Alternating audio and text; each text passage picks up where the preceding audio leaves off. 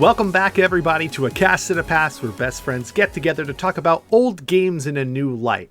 I'm Josh. And I'm Tom. And today, we're going to be talking about another indie classic game.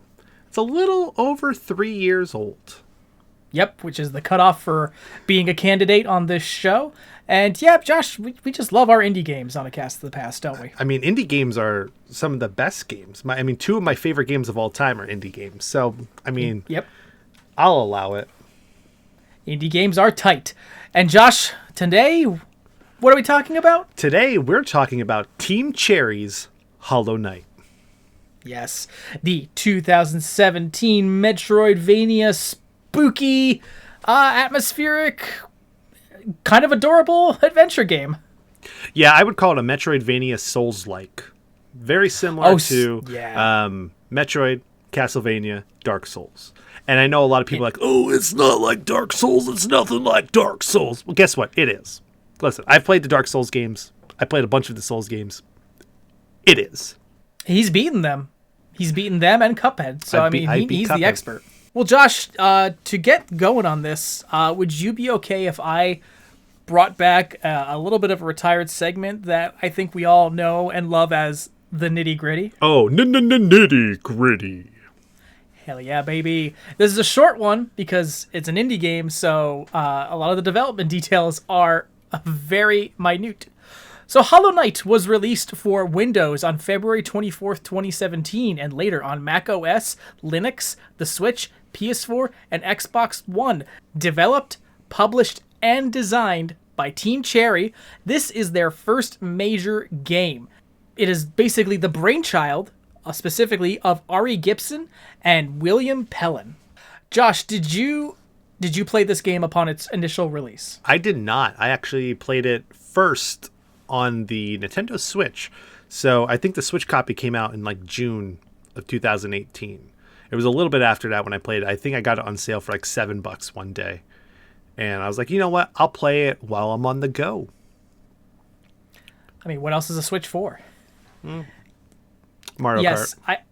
Well, true. Those are the two games it's for. Hollow Knight and Mario Kart. No other reason to own a Switch. That's it. I also played it on the Switch. I would not be surprised if a lot of listeners today experienced this for the first time on the Switch, because while it was popular upon its initial release, this kind of blew up. I was doing some research on Gibson and Pellin and their backstory for this episode, and I read like an interesting article that surmised their history with the game, and they were just like, when we realized we were at the top of the Nintendo eShop, we knew that we had made it. And it was, So that's a pretty incredible thing for a first major game. Very similar to Super Meat Boy. Remember, like, they were a little nitty-gritty team, just up-and-comers, and then once they were on the main page of Xbox, you know what I mean? It just blew up the Xbox store. That's when you know you've arrived. But, so how did you first hear about Hollow Knight, Tom? Let's start there. I think this, for me, was just a lot of word of mouth, and maybe I saw it prominently placed within the eShop. I run in a lot of gaming Facebook groups, and I try to keep up on gaming news sites. So I can only imagine I saw like a degree of acclaim and buzz for this title, and I saw it and was like, well, I need some indie games for the Switch. So I picked it up in late 2018, and man, I couldn't put it down for the longest time. This is just an enchanting and addicting game. This was the game I played right after Celeste. So when I beat Celeste, I jumped right into this, and I was like, wow, well, Celeste was such an uplifting story. This is the complete opposite. And I remember watching a lot of stuff on E3, because I think E3 2018, when they were announcing that it was coming to the Switch, they were talking about one of their DLCs. And I was like, oh, this game kind of looks cool. They said it's like really difficult, and it was a Metroidvania style game, and I'm like, oh, okay, you have my attention.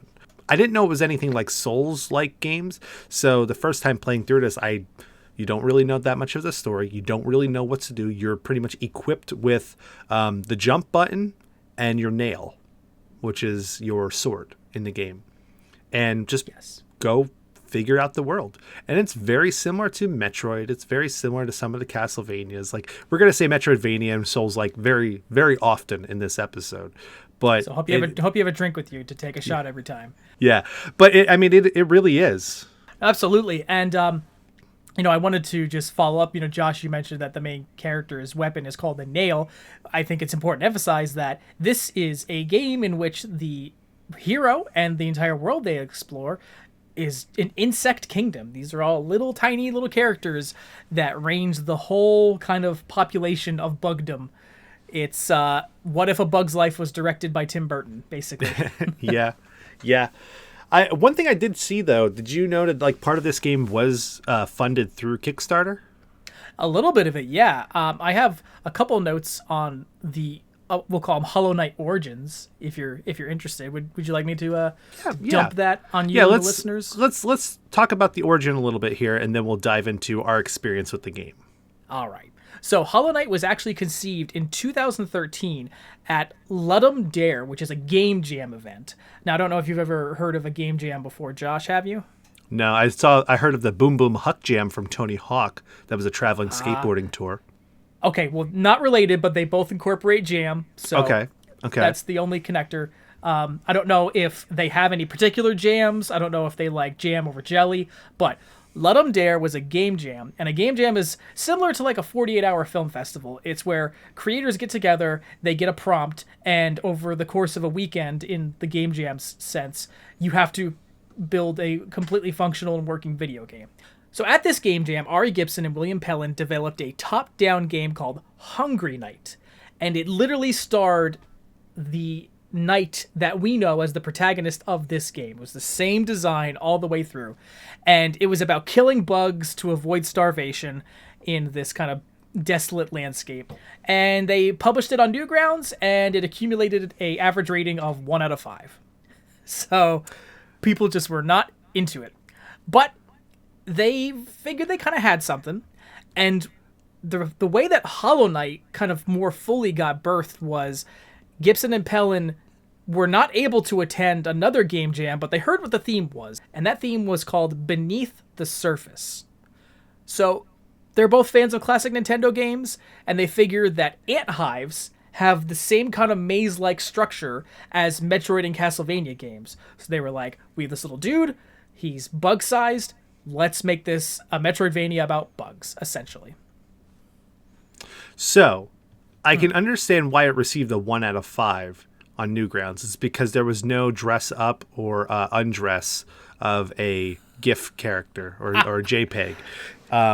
Not enough nudity, yes. There's not enough nudity for Newgrounds. So let me just talk about one thing about this game, though. It's the scale. Right? When you think of Metroidvania games, you think of, just certain areas here, there that you go to, and it's, you go through one door and you end up in a new section and stuff like that. The massive scale of this map is ridiculous. For their first time out of the gates, making a game like this, how intricate every level is, how intricate each section of that world is. There is so much in this game, and there's constantly new secrets being uncovered, and you just got to look out for everything. When you think like, oh, what's over there? Oh crap, it keeps going. Oh crap, like I'm like 3 sections into this level now, right? Or when you're looking at your map and you see like there's a weird circle there, and I feel like there could be something, but I'm not sure. And then all of a sudden, like you break a floor, and then now you're in a completely new section of this game. The scale and mass of this game is just ridiculous and unheard of. And it really does seem like it's kind of like a hive or like an ant farm. You know what I mean? How they're just constantly building and burrowing tunnels underground. Absolutely agree with you, Josh. I could not have phrased it better. And here's the crazy thing, Josh. There was an additional huge extra area that they had to cut from the game. Like that's how big this game almost was. But so the levels were designed to be very large on purpose. They wanted to not only instill a sense of wonder, but they really wanted you to explore. They just wanted to cut you loose in this game, and they wanted the reward to be the things you found along the way. So they developed 5 of these big, massive interconnected areas.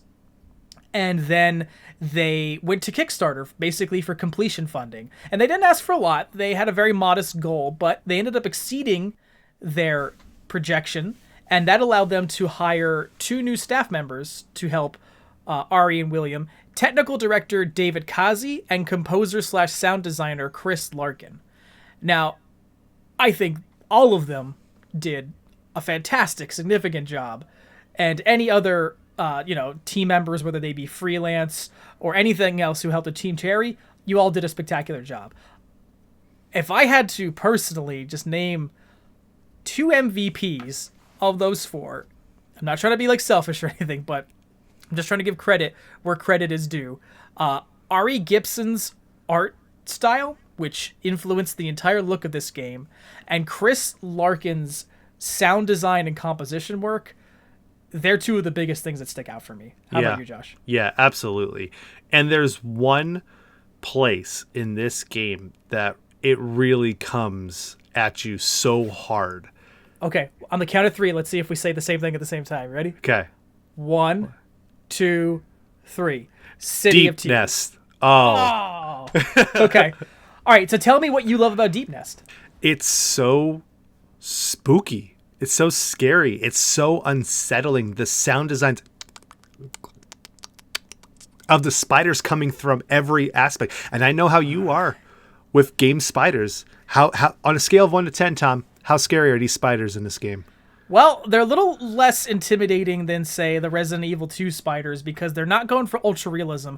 Still creepy, you know. What about when they come off of somebody's head? When you kill somebody and they come out of their head? I don't love it. I didn't love it. That area, like for how it's just a 2D cartoon-ish style game, you feel like you're constantly being followed or you're constantly being watched when you're in that area. And guess what? You are, because if you start walking down, spiders from the background start coming in to your area and you just can't escape it. Like I got goosebumps right now because it's like you're feeling like you're constantly being just followed and harassed and it's so creepy and so scary. And then you got the weird worm tunnel things inside there too that are blocking you. I think Deep Nest is probably the most standout part of this entire game. City of Tears is beautiful. Don't get me wrong. It is beautiful. But I think Deep Nest is really if you want to put somebody in, like, how can a game like this be scary? Drop them right into Deep Nest.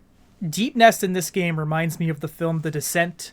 You know, just being plunged into this dark, cavernous tight. hellscape. Yeah, so tight, so narrow. Anything can get you at any moment. And, you know, a couple of the levels we're going to talk about in this game are admittedly creepy and have a very ominous, dark vibe.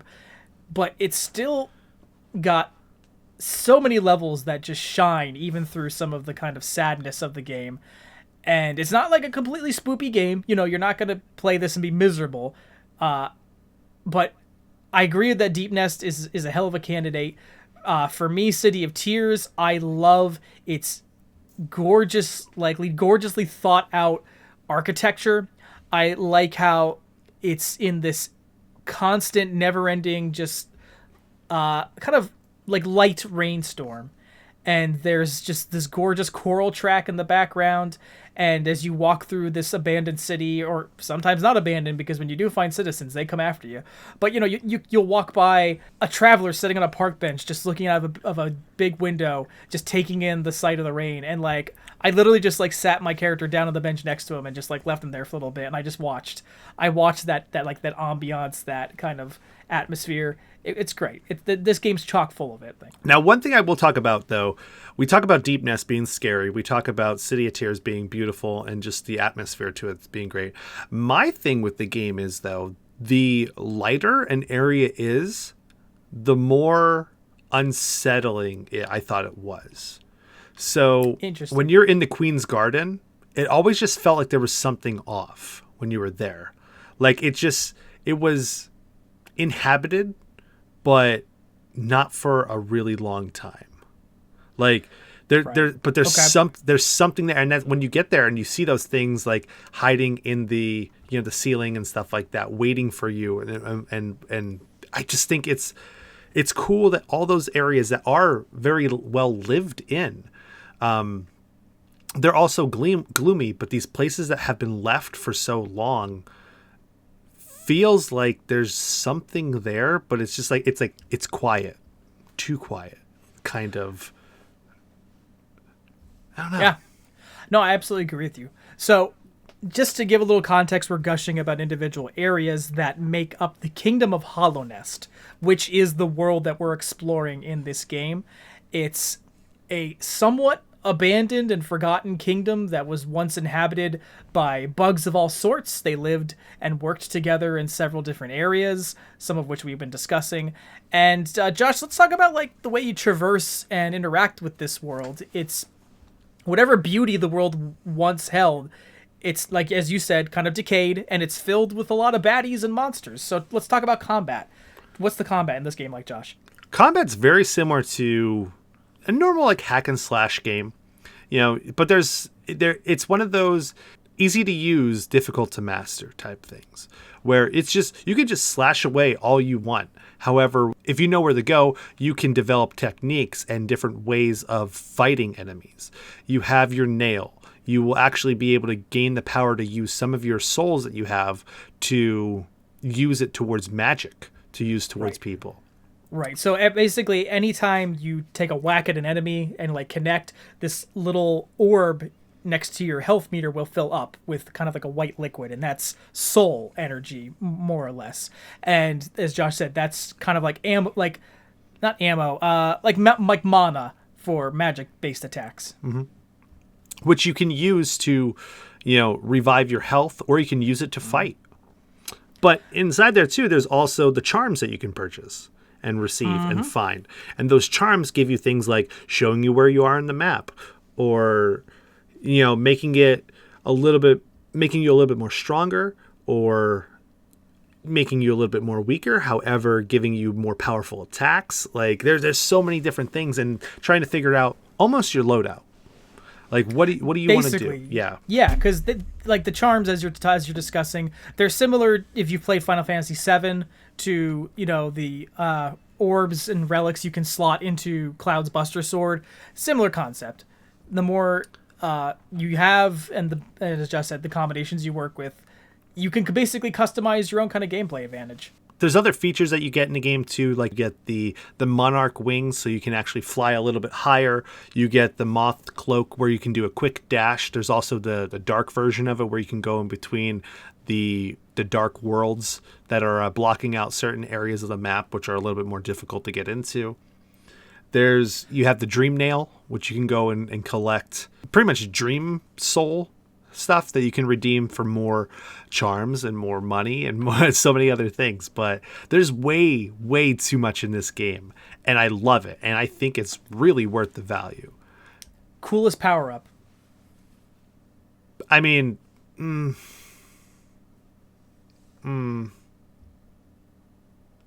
wait, what are we talking about power up? Well, for me, let me just elaborate. Yeah, okay. I think the coolest unlockable power-up ability, whatever you want to call it, is the kind of supercharged flight dash. So you get this in Crystal Peaks, and what it allows you to do is you charge up a bit of soul, and then you launch. And then Hollow Knight will soar across the level in whatever direction you launched. And they won't stop until you let them. And there's like certain instances of the game where you can just launch Hollow Knight. Sorry, well, the main character is not Hollow Knight. I'm messing up there because Hollow Knight plays into the plot.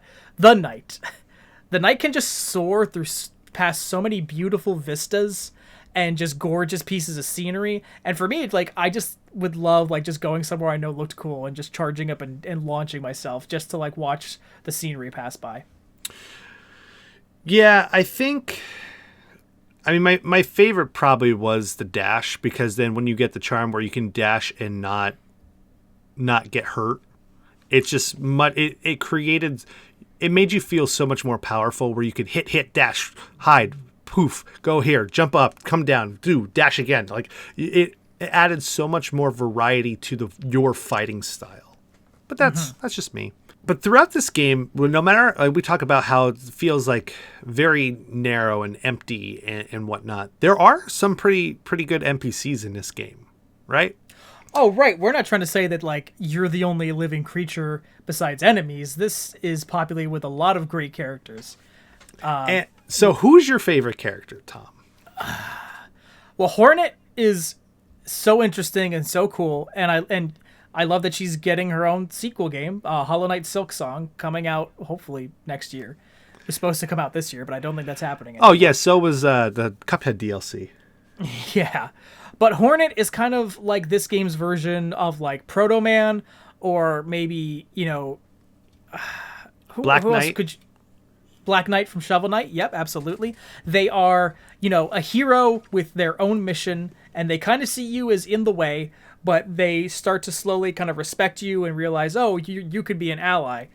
And she's just got like this incredible moveset. Anytime you have to face her, it's always one of some of the best combat in the game. So Hornet's a very cool character off the top of my head. What about you, Josh? Oh, come on. We all know it's the mighty Zote.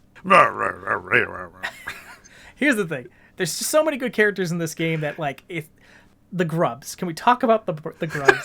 The grubs are adorable. So- They were a collectible that I wanted to go find. Yeah. So this game's version of, like, say, the Koroks from Breath of the Wild, there are these little baby worms that are, like, stuck. Either, like, they're imprisoned or they're trapped and they can't get out of where they are all over the Hollownest. And it's your job to free them so they can get back to the place where they chill with the... What's the grub papa's name? I don't know off the top of my head. But I don't remember. But it's so, like, just emotionally striking because when you first enter their kind of nest, the big, I'm just gonna call him Grub Papa. Grub Papa is like, he's crying, he's really sad, and he's like, all my friends, they've been taken. And then as you start seeing them throughout the game, you'll hear them. They're like, and you free them, and then they disappear. And then eventually, like, after you saved a couple, you go back to the nest, and Grub Papa's happy, and all the grubs who are back are happy too, and he gives you tons of money for, you know, for every kind of percentage point you pass, like 10% of grubs saved, making it rain. So yeah, Grub Father is his name. I wasn't that far off. No, not at all. I'm still calling him Grub Papa. That's his new official headcanon name for me. But Zote the Mighty was my man. Cornifer was awesome, and his wife with the donk at the shop. Bompanada, am I right? They have the weirdest kind of marriage. Like, he's out drawn maps of the whole kingdom, and she's just bored and alone back at the shop and kind of just like over his crap. It's like, oh my god, like, can you just leave? Like, why are you here for longer than 5 minutes? Go make your maps. Meanwhile, he's loving it. Yeah. Oh yeah. Can we talk about my boy, the little like music cues? Seriously. Yeah. So Cornifer hums. You know when you're getting close to him, when you'll be able to buy a map because you hear his humming. And then can we talk about my little boy, the Pillbug, in the tunnel outside the mines of Crystal Peaks? Yummy. He's trying to dig his own tunnel. He wants to, like, open his own mine, and he's just, every time you walk past that area, he's there, yummy, just like picking at the tunnel. And then he turns against you though, because he goes crazy. Well, yes, throughout the course of the game, when everything goes to hell, yeah, unfortunately he does. I mean, how do you want to talk about the plot of this game? See, to me, I'll be honest with you, the plot, which is interesting, it's not the most interesting part of the game for me. You know, no, I think traversing the land was, yeah. Yeah, like it's very heavy on its own lore, and it's not bad. It's interesting. Do you want to try to break it down into as little sentences as possible? I think I could try. Do you want to give it a shot first? I mean, so this is my take on it. Okay, Hollownest has gone to crap. Okay, and there is a all-knowing being locked away inside of this tomb, and what you need to do is you need to go and defeat the 3 pretty much bad guys of this world to unlock the chains that are blocking this creature, and then you need to go in and destroy this creature. that's causing all of the chaos in the world. There's probably way more deep lore to it, but I mean, on the outside, without getting super in-depth nerdy and making you want to turn off this podcast. I mean, what do you think, Tom? Well, for the Hollow Knight fans, I think maybe it's worth, because did you get the 100% ending of this, Josh? No. Okay. No, I did not. I admittedly did not either, but I was interested enough to look into it, and it's hard as hell just looking at it. But basically, the reason Hollownest went to crap is that the citizens, the bugs, they originally were part of this like hive mind, and they followed this moth-like being known as the Radiance. And the Radiance was just like, you'll live in my world and you'll do what I want. And then the first king of Hollownest kind of came to power, and he's like, I want everyone to be individuals and be free. So he worked with magic and a bunch of other shenanigans, and eventually he was able to give this being known as the Hollow Knight the power to lock the Radiance away into a tomb, which is what you mentioned. But Hollownest just started to wither from there, and it's kind of because the seal wasn't perfect. So, as you said, our main character comes into Hollownest, it's gone to shit, and they have to defeat the three dreamers, as you mentioned. They're kind of these ethereal beings that are still hanging around, left over from the days of the Radiance. And then once access to the tomb is open, they have to defeat the Hollow Knight because the seal wasn't perfect and Hollow Knight's causing that. So when the Knight defeats Hollow Knight, all seems well, but then you find out that in defeating Hollow Knight, now the Radiance is free again. And so you and Hornet have to go through a series of shenanigans, ultimately facing the Radiance, and the Radiance is defeated, but your character, the Knight, who I forgot to mention, was one of the king's earlier versions of the seal. You as the Knight could have been the Hollow Knight, but you weren't. I guess you weren't capable. But you defeat the Radiance, then your character kind of disappears. It's like, oh, what happened? No one knows. They both kind of took each other out, and then that's the 100% ending of this game. Yeah, my ending was I defeated the Hollow Knight, and I became the new Hollow Knight, pretty much. I took its place. Okay. I thought it was a cool ending. I was like, oh, okay, so no matter what, you were destined to pretty much take its place, but nothing got better, which was a very dark ending. Is so it's just destined to kind of go on and on and on with no good ending in sight. But yeah, because the lore of the game is basically that as long as there is someone alive in the world who remembers the Radiance, its influence will be able to infiltrate and poison the world. Let's talk about your favorite areas in the game. Sure. Okay, so we got the plot out of the way. We got NPCs, we got combat and whatnot. What are some of your favorite spots in the game?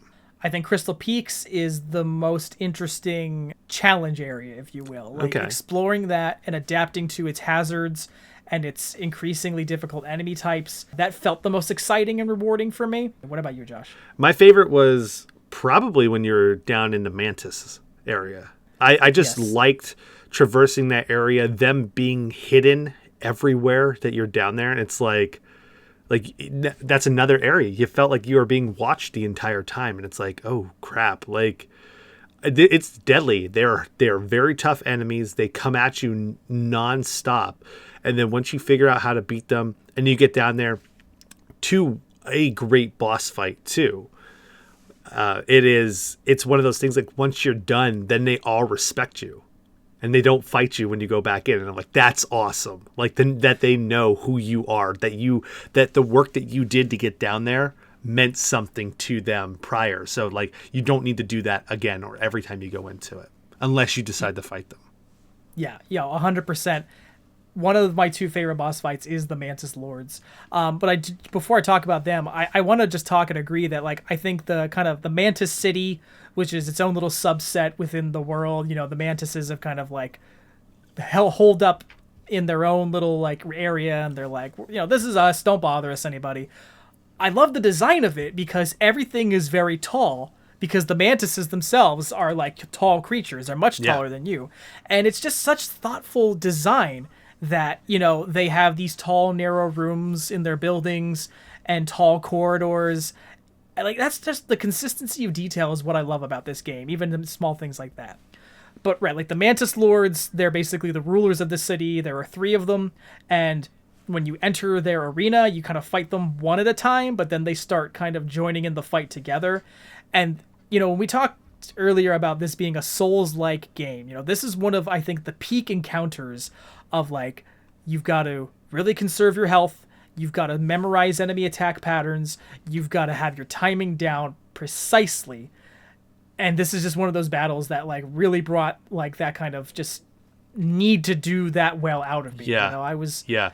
Oof, it was one of those things, it. like, when you were done, it was like, I felt like I went through war, almost. Like, it felt like a trial to be this soldier, or this just force of just power. And I really like that. And like I said, the aftermath of it, where they all just kind of bow to you every time you get close to them, then it's like, yeah, I screwed some shit up. No, 100%. And it's never unfair. You know, like, if you are to perish, you kind of acknowledge, all right, they queued up that attack. I didn't prep for it. I know what I did. I got to go back and do better. I forgot, Josh, this is something I forgot to bring up in gameplay. So dying in this game. So if you fall in battle, you want to talk about what basically happens, Josh? Yeah, so when you die in battle, you will go ahead and a shadow version of yourself is actually in the where you previously died. And you have to go and defeat it to get all of your money back and your souls. Because if you don't, then you lose all of your money, very similar to losing your souls in Dark Souls or Bloodborne or any of those games. So it's one of those things, like, you can't mess up. And when you go back, you die, you only get like a quarter of your health back to get back to where you were too. So it's one of those things, like, it gets very stressful, but say if you were to die on the way to your shadow, like on the way to fight everything. The new shadow overwrites the old one. So, like, if you died with like $10,000 in your pocket and then screwed up and died again, that $10,000 is gone. And, like, when it comes to, like, equipment and upgrades in this game, every penny counts. So that, like, a loss like that's brutal. Yeah. Now back to bosses. Now let's head over to bosses. So my favorite boss fight was the Mantis Lords. Yes. What was your favorite boss fight? For me, it's a tie. It's Mantis Lords and the Soul Master, who is the kind of he looks a little Dracula-ish. He's towards the top of the City of Tears. He's a big bulbous guy whose attacks revolve around his downward plunge and the shock waves that emit from them, and you fight him in this, like, outdoor, like, basically a thunderstorm. And I just loved the atmosphere and the challenge of that fight. I thought his attack patterns were always super, like, interesting and fun to read. And yeah, that was probably, like, for me, my favorite boss fight besides the Mantis Lords. I hated that boss fight. The Soul Master got me. That's probably the boss fight that I redid so many times. Trust me, I did too. Yeah. He just kept, and getting all the way back up there, climbing that tower every single time. It just took forever to get up there just to get destroyed. And his pattern's so unique. And when you beat him, you go to stage 2 of him where you have to fight him again. And it's like, oh my God, like, stop. I think overall, though, the Soul Master, I didn't like him, and he was hard, but it was like a respected. Like, I respect this boss fight. So I think I got you. Yeah. I think the Nosk fight was probably my least favorite. I just that's the creepy, like, stick-like figure that had the Hollow Knight head that turns upside down. It looked like a Hollow Knight, but it was like a shadowy version, like a giant monster version of it. And, like, I hated that one. It's just But I mean, the boss characters, though, I mean, they're all so creative. They're all so unique. Like the False Knight, when you knock off his head and he's a big, goofy looking guy. Never a repetitive design in this entire game. Like, seriously, it's always phenomenal. Yeah. The Hollow Knight fight at the end. I thought it was actually pretty easy. I think I beat him on my third shot. And once I figured out, like, the one pattern, and because at that time you're so good at mastering the dodges and stuff like that, I thought that fight wasn't as terrible. I was like, for an end boss fight, I fought harder things. And if you went and did any of the Warrior Dream stuff, like, those boss fights I thought were much harder than the actual Hollow Knight at the end. Well, I think narratively and game structure wise, I think he's not too much of a challenge on purpose, because there is meant to be more or less another act after he's defeated. It just comes down to if you met the requirements to, like, go for the real ending. Mm-hmm. So, you know, like, logically, yeah, he's not difficult because he's not technically the enemy of the game. So there's that. But I know what you mean. It felt like this weird relief at the end, but also just because it was like, oh, that wasn't as bad as I expected. And then, you know, once I realized, oh, there's so much more, and it's so much more difficult. You know? Oh, yeah, there's so much. And the DLCs that they gave you, I think all the DLCs were free, if I'm not mistaken. I believe they were. It's crazy. And listen, best deal in gaming, this is on Game Pass right now. You can get the complete edition of this game, too. Hollow Knight Voidheart Edition, absolutely. On Game Pass. And that's where I went through and I replayed it.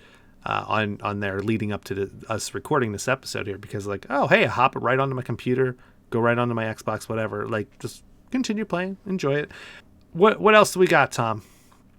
Well, basically, this game, like I said, it received a ton of critical acclaim, a ton of fan love. You know, this is a game that's developed quite a unique and passionate fan base. There's merch. That's how big of an impact it made. Through Fangamer, you can get a Hollow Knight plushie. And as we mentioned, a sequel, Hollow Knight Silksong, which is ideally going to be coming out in 2021, starring the character of Hornet, who we mentioned earlier. And it's a confirmed sequel in terms of the story. So I'm really eager to hear and see what it is going to be about. The thing I think is most interesting about Silksong, Josh, is that the way they described how the level design is going to work. So Hollow Knight, the first game, it's about going underground. It's about exploring the Hollownest, going down.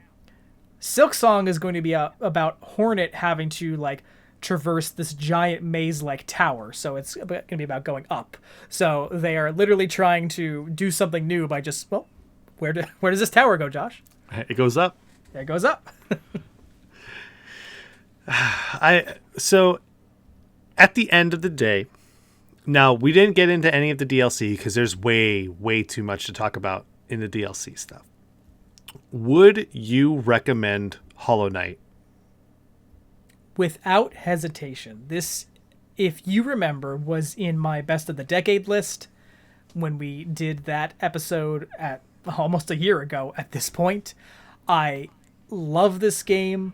I think this game is just this is one of the few times, like, a game has ever been perfect. And that's coming from somebody who did not even have the skills enough, I guess, to get the real ending. But still, everything about it, you know, this is a game that's good even if you can't, like, 100% it. Just the experience alone is worth it. What about you, Josh? I love Metroidvania games. I'm finding a new respect and fascination with the Souls-like games. I think this game deserves to be played and beat. I don't think you need to go for the 100% completion. I think you're going to ruin your experience playing the game trying to get everything. You might wear yourself down to the point where when you're done, you're so exhausted that you don't want to play another game like this.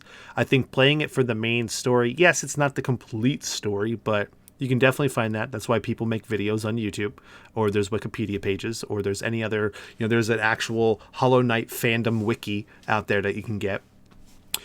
Give those people some love.